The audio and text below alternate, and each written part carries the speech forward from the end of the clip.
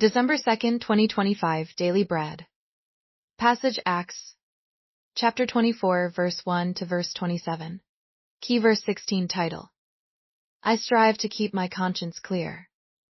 5 days later, the high priest Ananias went down to Caesarea with some of the elders and a lawyer named Tertullus, and they brought their charges against Paul before the governor. When Paul was called in, Tertullus presented his case before Felix. We have enjoyed a long period of peace under you, and your foresight has brought about reforms in this nation. Everywhere and in every way, most excellent Felix. We acknowledge this with profound gratitude. But in order not to weary you further, I would request that you be kind enough to hear us briefly. We have found this man to be a troublemaker, stirring up riots among the Jews all over the world. He is a ringleader of the Nazarene sect, and even tried to desecrate the temple, so we seized him. By examining him yourself, you will be able to learn the truth about all these charges we are bringing against him.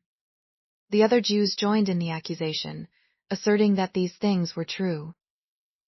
When the governor motioned for him to speak, Paul replied, I know that for a number of years you have been a judge over this nation, so I gladly make my defense.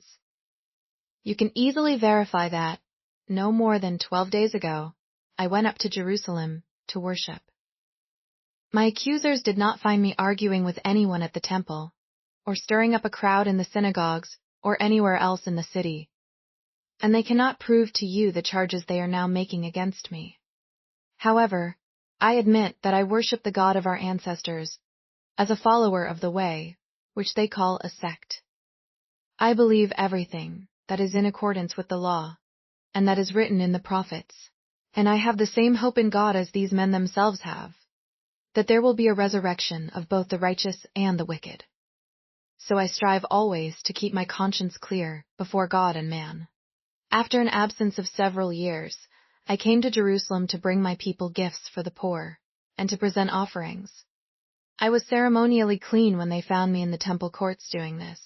There was no crowd with me, nor was I involved in any disturbance. But there are some Jews from the province of Asia who ought to be here before you, and bring charges if they have anything against me. Or these who are here should state what crime they found in me when I stood before the Sanhedrin.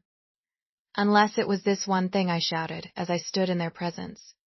It is concerning the resurrection of the dead, but I am on trial before you today. Then Felix, who was well acquainted with the way, adjourned the proceedings. When Lysias the commander comes, he said, I will decide your case. He ordered the centurion to keep Paul under guard, but to give him some freedom and permit his friends to take care of his needs. Several days later, Felix came with his wife Drusilla, who was Jewish. He sent for Paul and listened to him as he spoke about faith in Christ Jesus.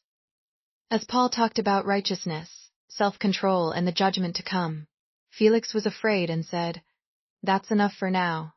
You may leave. When I find it convenient, I will send for you.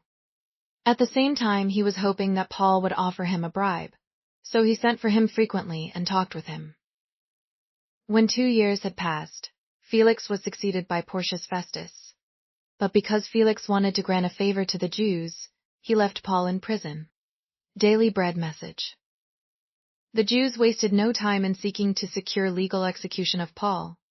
They hired a smooth-talking lawyer to try and secure from Felix a conviction with no evidence, only loud accusations. Paul faced this mob of accusers alone. It could have been a very emotionally terrifying moment. But Paul told the facts of his activities in Jerusalem, getting at the heart of their dislike. His worship of God as a follower of the way of Jesus.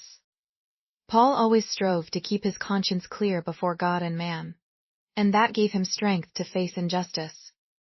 Paul continued to outline the facts.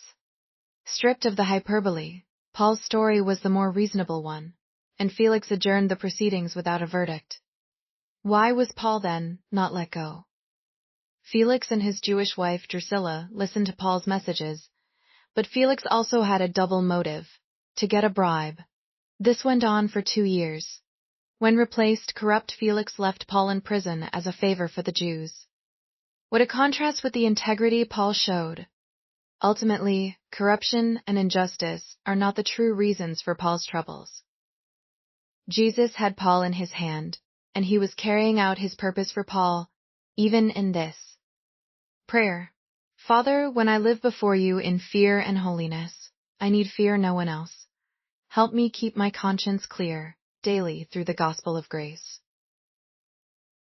One word. A clear conscience is a gift of grace.